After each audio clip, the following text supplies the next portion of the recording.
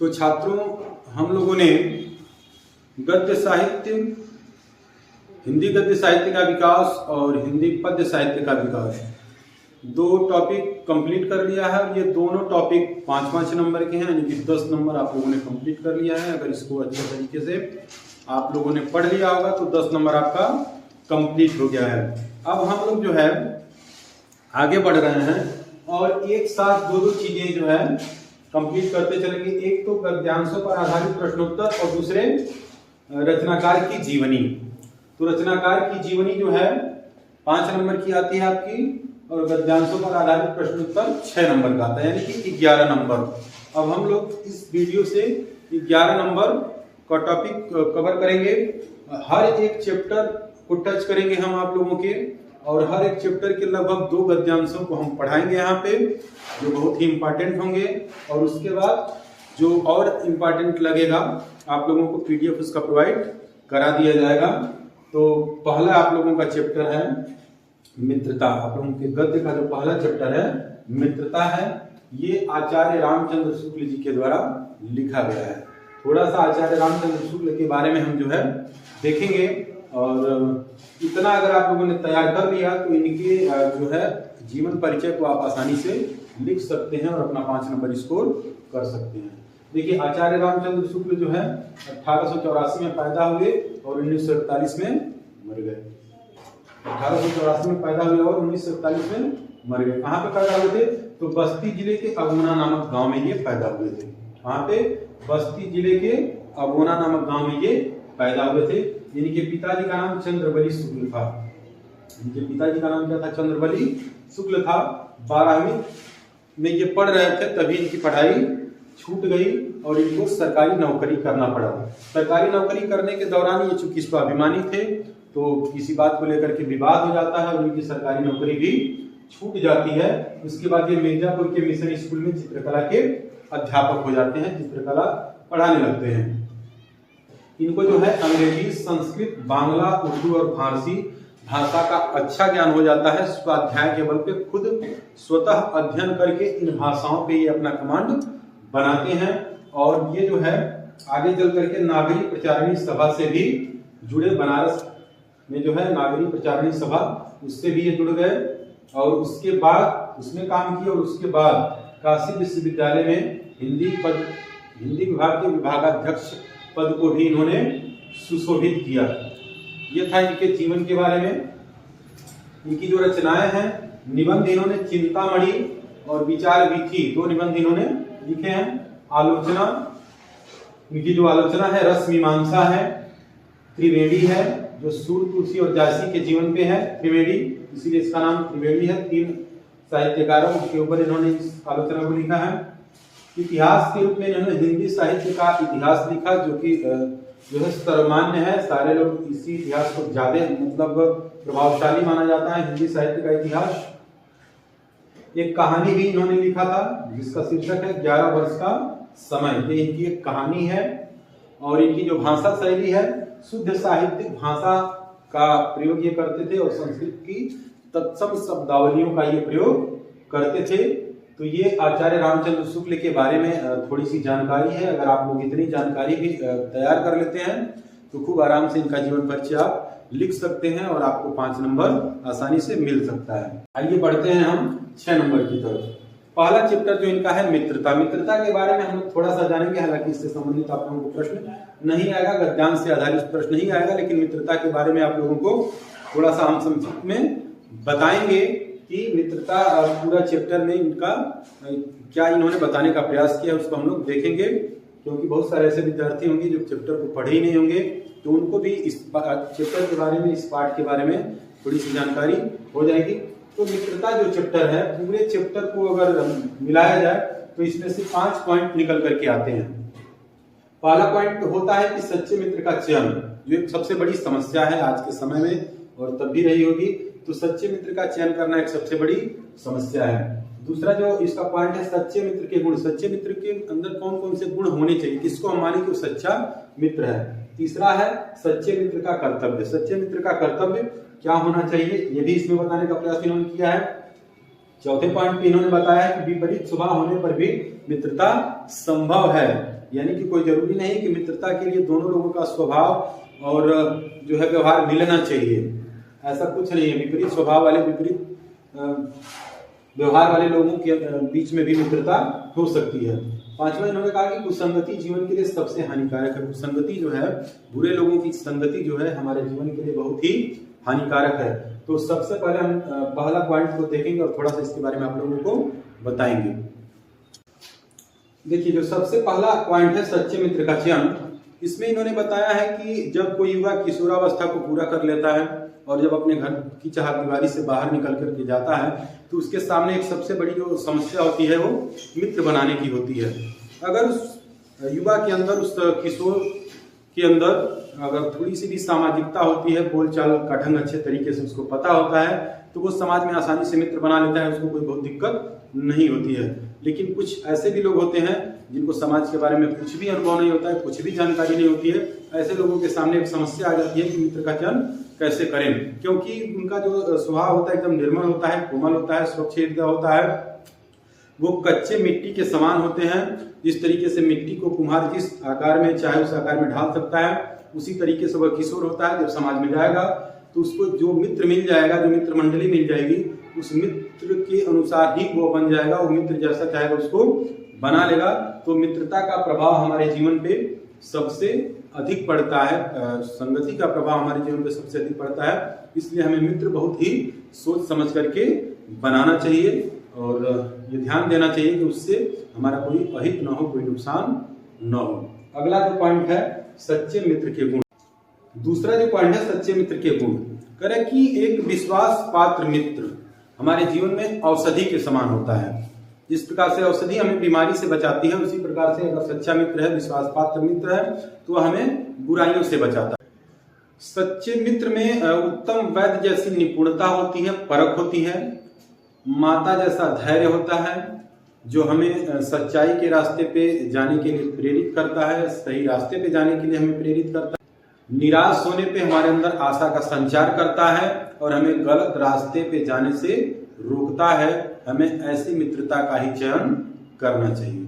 तो आइए देखते हैं अगले पॉइंट को, सच्चे मित्र का कर्तव्य। देखिए, एक सच्चे मित्र का कर्तव्य जो है वो ये होना चाहिए कि वह हमें सबसे पहले तो हमें सही रास्ते पे चलने के लिए प्रेरित करे, हमारे हानि लाभ में अपना हानि लाभ देखे, हमें एक भाई की तरह से प्रेम करे, हमारे सुख दुख को अपना सुख दुख समझे, जो सत्यनिष्ठ हो, परिश्रमी हो और हमें धोखा देने वाला न हो।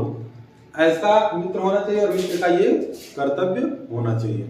अगला, विपरीत स्वभाव होने पर भी मित्रता संभव है। देखिए, मित्रता के लिए कोई जरूरी नहीं है कि दो लोगों का स्वभाव एक जैसा हो, दोनों लोगों का विचार मेल खाए, ऐसा बिल्कुल भी जरूरी नहीं है। विपरीत स्वभाव होने पर भी मित्रता संभव है, मित्रता हो सकती है। आप लोगों ने देखा होगा कि रामचंद्र जी धीर, गंभीर और शांत थे, लेकिन लक्ष्मण का स्वभाव उतना ही उग्र था, लेकिन फिर भी दोनों लोगों का आपसी प्रेम बहुत ही घनिष्ठ था। और इसके बाद कर्ण का नाम आप लोगों ने सुना होगा। कर्ण और दुर्योधन एक सच्चे मित्र थे। कर्ण जो है एक स्वाभिमानी और उदार व्यक्ति था, जबकि दुर्योधन एक लोभी और लालची व्यक्ति था। लेकिन फिर भी इनके बीच की जो मित्रता है वो जग विदित है, संसार में प्रसिद्ध है। तो कोई जरूरी नहीं है कि स्वभाव मैच करता हो, मेल करता हो तभी मित्रता हो सकती है। विपरीत स्वभाव के लोगों में भी मित्रता हो सकती है। आइए देखते हैं अगला, पांचवा जो है कुसंगति जीवन के लिए हानिकारक। कुसंगति हमारे जीवन के लिए अत्यंत ही हानिकारक है। कुसंगति हमको पतन की ओर ले जाती है, हमारे अंदर के बुद्धि, विवेक और समझ को नष्ट करती है। कुसंगति एक क्षणिक मात्र भी, थोड़े देर की भी कुसंगति हमें पतन की ओर ले जा सकती है और हमारा बहुत कुछ नुकसान कर सकती है। इसलिए हमें जो है कुसंगति से बचना चाहिए और अच्छे लोगों का संग करना चाहिए। कुसंगति हमारा नुकसान कर सकती है, हमारा फायदा बिल्कुल भी नहीं कर सकती है। इसलिए कुसंगति से हमें बचना चाहिए। कुसंगति का ज्वर सबसे भयानक होता है, ऐसा इन्होंने इसमें लिखा भी। कुसंगति का ज्वर सबसे भयानक होता है। बुखार तो आपको होगा तो एक बार ठीक भी हो जाएगा, लेकिन कुसंगति का जब ज्वर अगर हो गया आपको एक बार, तो जिंदगी में आसानी से ठीक होने वाला नहीं है। इसलिए हमें कुसंगति से बचना चाहिए। तो मित्रता में ये सारी चीजें इन्होंने बताई हैं। आइए इसके गद्यांशों को हम लोग देखते हैं 1 बाय 1 करके। तो गद्यांशों पर आधारित प्रश्नोत्तर, जिसमें पहला गद्यांश, पहले ही पाठ का पहला गद्यांश लेकर के आप लोगों के बीच में है। इस गद्यांश को हम पढ़ेंगे और इससे संबंधित प्रश्नों को देखेंगे। अभी एक प्रश्न यहाँ पे हमने लिखा है, 2-3 प्रश्न और हैं, उसको भी हम लोग बारी बारी से देखेंगे। गद्यांश तरह हम लोग ऐसे समय में समाज में प्रवेश करके अपना कार्य आरंभ करते हैं जबकि हमारा चित्त कोमल और हर तरह का संस्कार ग्रहण करने के योग्य होता है। हमारे भाव अपरिमार्जित और हमारी प्रवृत्ति अपरिपक्व रहती है। हम लोग कच्ची मिट्टी की मूर्ति के समान रहते हैं, जिसे जो जिस रूप का चाहे उस रूप का करे, चाहे राक्षस बना ले चाहे देवता। ऐसे लोगों का साथ करना हमारे लिए बुरा है जो हमसे अधिक दृढ़ संकल्प के हैं, क्योंकि हमें उनकी हर एक बात बिना विरोध के मान लेनी पड़ती है। पर ऐसे लोगों का साथ देना और बुरा है जो हमारी ही बात को ऊपर रखते हैं, क्योंकि उस दशा में न तो हमारे ऊपर कोई दबाव रहता है और न हमारे लिए कोई सहारा, क्योंकि उस दशा में न तो हमारे ऊपर कोई दबाव रहता है और न हमारे लिए कोई सहारा रहता है।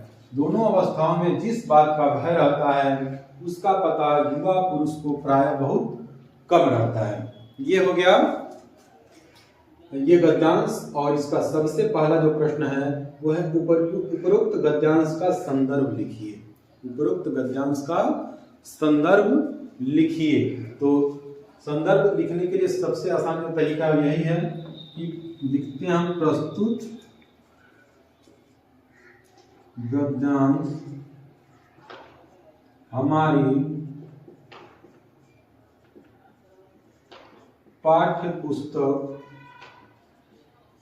हिंदी में संकलित मित्रता नामक पाठ से लिया गया है, जिसके रचनाकार या फिर लेखक भी यहाँ पे हम लिख सकते हैं, जिसके लेखक आचार्य रामचंद्र शुक्ल जी हैं। बस हो गया। उपरोक्त गद्यांश का संदर्भ लिखे हो गया। प्रस्तुत गद्यांश हमारी पाठ्य पुस्तक हिंदी में संकलित मित्रता।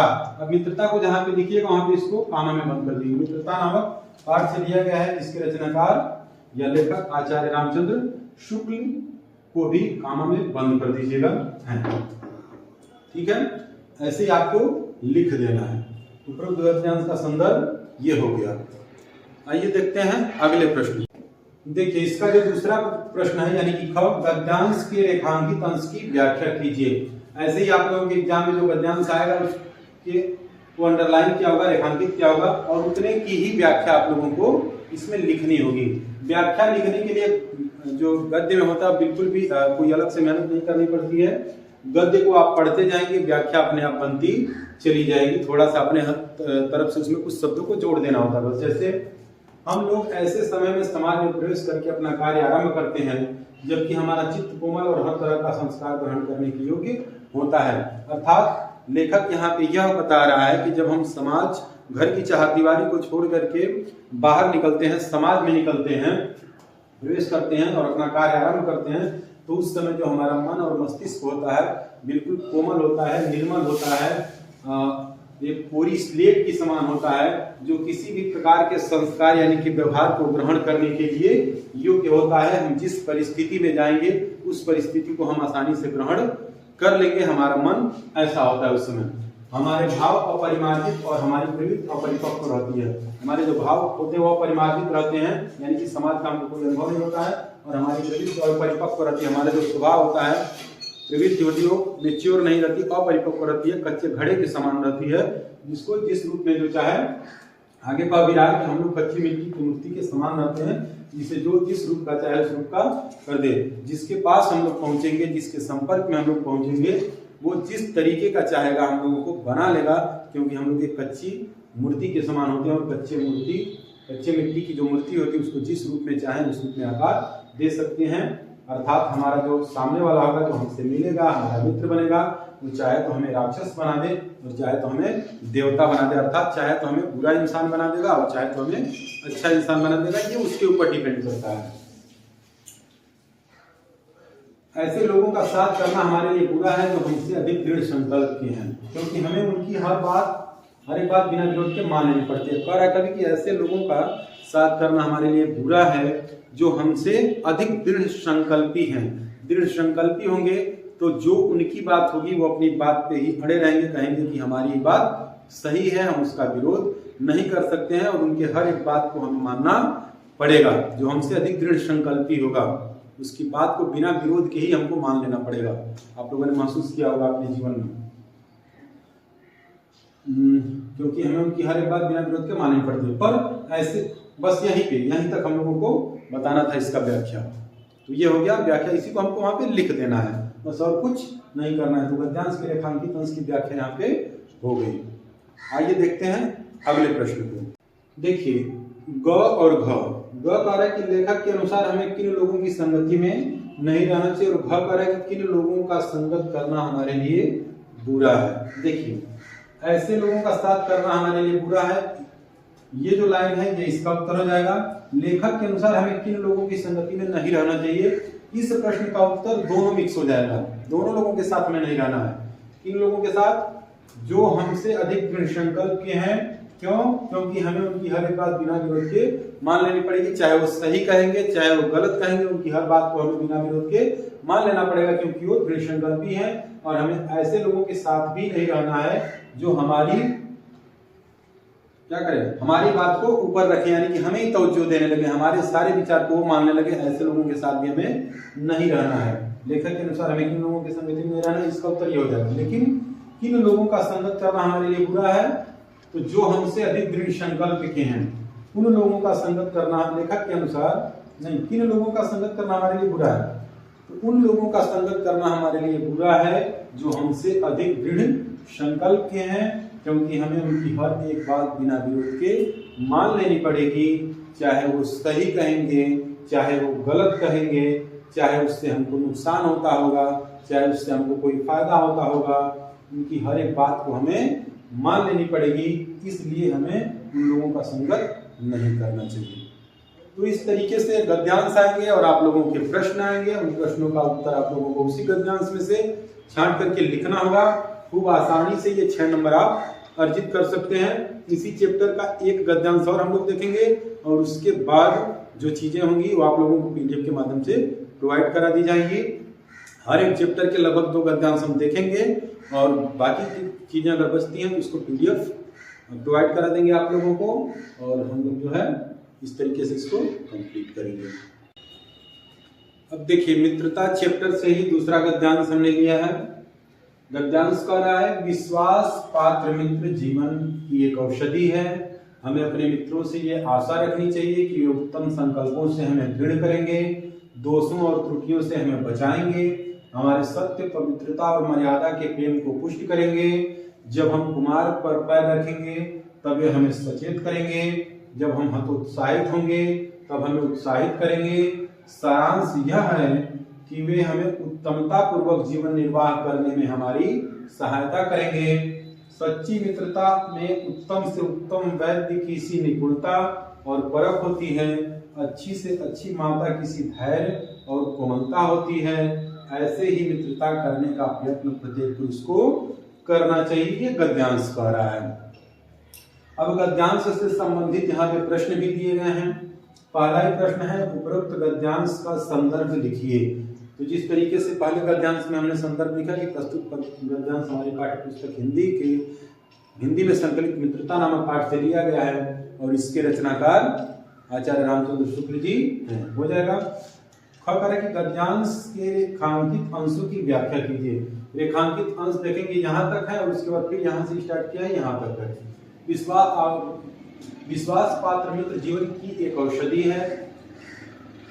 करें कि विश्वास पात्र मित्र जो होता है किसी के भी जीवन में एक औषधि के समान होता है। जिस प्रकार से एक औषधि हमारे अंदर के रोगों को दूर करके हमें स्वस्थ रखती है, उसी प्रकार से विश्वास पात्र मित्र हमारे अंदर के दोषों को, हमारे अंदर के बुराइयों को, हमारे अंदर के जो दोष हैं, दोष रूपी बुराई है, रोग रूपी बुराई है, उसको दूर करता है उस औषधि के समान।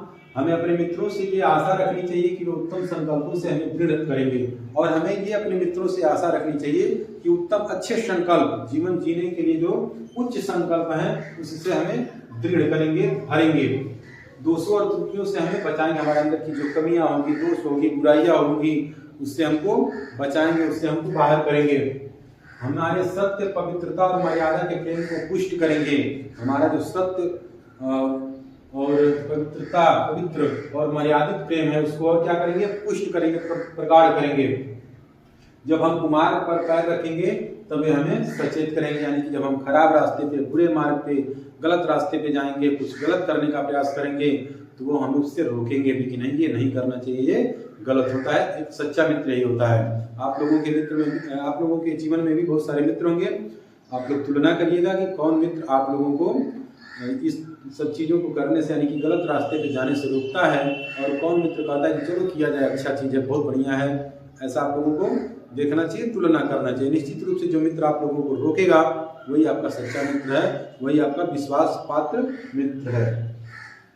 फिर आगे करें कि सच्ची मित्रता में उत्तम से उत्तम वैद्य की सी निपुणता और परख होती है। जो सच्चा मित्र होता है उसके अंदर एक अच्छे वैद्य की परख होती है। जिस प्रकार से एक वैद्य आपके अंदर के रोगों को पहचान लेता है और अपने औषधि से, अपने दवा से उस रोग को दूर करने का प्रयास करता है, उसी प्रकार से आपका अगर सच्चा मित्र है तो आपके अंदर की कमियों को, आपके अंदर की बुराइयों को पहचान लेगा और अपने तरीके से आपके अंदर की उस बुराई को, आपके अंदर की उस कमी को दूर कर देगा।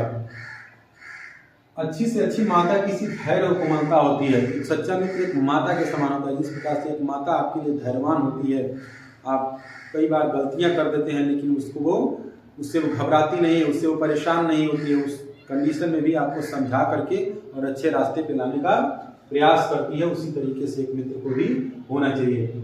ऐसे ही मित्रता करने का प्रयत्न प्रत्येक पुरुष को करना चाहिए। आगे कभी लेखक कह रहा है कि इसी प्रकार की मित्रता सारे लोगों को, सारे पुरुष लोगों को करने की आवश्यकता है, और ऐसे ही मित्रता करने का प्रयत्न हम सभी लोगों को करना चाहिए। अगला प्रश्न कर रहा है, व्यक्ति को अपने मित्र से क्या उम्मीद करनी चाहिए। तो पहले ही लाइन में दिया है, हमें अपने मित्रों से आशा रखनी चाहिए कि वे उत्तम संकल्पों से हमें दृढ़ करेंगे, यानी कि हमारा जो चरित्र है वो उत्तम बनाने का प्रयास करेगा। अच्छा मित्र, यही उम्मीद हमको करना चाहिए कि एक अच्छा मित्र जो है हमारा, वो हमारे चरित्र को उत्तम बनाएगा। अगला करें कि एक सच्चा मित्र किसे कहा गया है। सच्ची मित्रता, एक सच्चा मित्र उसे कहा गया है जिसमें एक अच्छे वैद्य की सी निपुणता हो और एक माता के समान धैर्य हो, उसे ही सच्चा मित्र कहा गया है। लेखक ने विश्वास पात्र मित्र की तुलना किससे और क्यों की है। विश्वास पात्र मित्र की तुलना किससे की है, तो वही है विश्वास पात्र मित्र जीवन की एक औषधि है। विश्वास पात्र मित्र की तुलना लेखक ने एक औषधि से की है, और क्यों की है, क्योंकि जिस प्रकार से औषधि हमारे अंदर के रोगों को दूर करती है, हमारे अंदर के रोगों को ठीक करती है, उसी प्रकार से एक विश्वास पात्र मित्र हमारे अंदर के बुराइयों को हमसे दूर करता है। तो लेखक ने विश्वास पात्र मित्र की तुलना किससे होगी। लेखक ने अच्छे मित्र के क्या क्या कर्तव्य बताए हैं। अच्छे मित्र के क्या क्या कर्तव्य हैं कि वे हमें उत्तम संकल्पों से दृढ़ करेंगे, दोषों और त्रुटियों से हमें बचाएंगे, और सबसे बड़ी बात कि जब हम गलत रास्ते पे पैर रखेंगे, गलत रास्ते पे जाने का प्रयास करेंगे, तो वो हमें उस रास्ते से बचाएंगे, उस रास्ते पे पैर रखने से हमें मना करेंगे। और जब हम हतोत्साहित होंगे तब हमें वह क्या करेंगे, उत्साहित भी करेंगे, हमें सचेत करेंगे, हमें उत्साहित करेंगे। जब कभी हम हतोत्साहित हो जाएंगे, घबरा जाएंगे, तो वे हमें उस समय उत्साहित भी करेंगे। यही सब अच्छे मित्र के कर्तव्य हैं। तो इस तरीके से अगर हम अच्छे तरीके से लिख देंगे तो हमें 6 में 6 नंबर मिल जाएगा। प्रयास ये करना है कि किसी भी प्रश्न का उत्तर हूबहू नहीं लिख देना है, कुछ शब्द उसमें अपने हिसाब से जोड़ करके अपने विचारों के अनुसार उसका उत्तर लिखने का प्रयास करना चाहिए। तो ये रहा मित्रता से संबंधित 2 गद्यांश। और अब इसके बाद अगर कोई इंपॉर्टेंट चीज़ होगी तो आप लोगों को PDF का हम लिंक में डाल देंगे, आप लोग वहाँ से PDF डाउनलोड कर लीजिएगा। मिलते हैं अगले किसी चैप्टर में, तब तक के लिए बहुत बहुत धन्यवाद। आप सभी लोगों का दिन शुभ हो। और अभी तक अगर आपने चैनल को सब्सक्राइब नहीं किया है तो प्लीज़ चैनल को सब्सक्राइब कर लीजिए। धन्यवाद।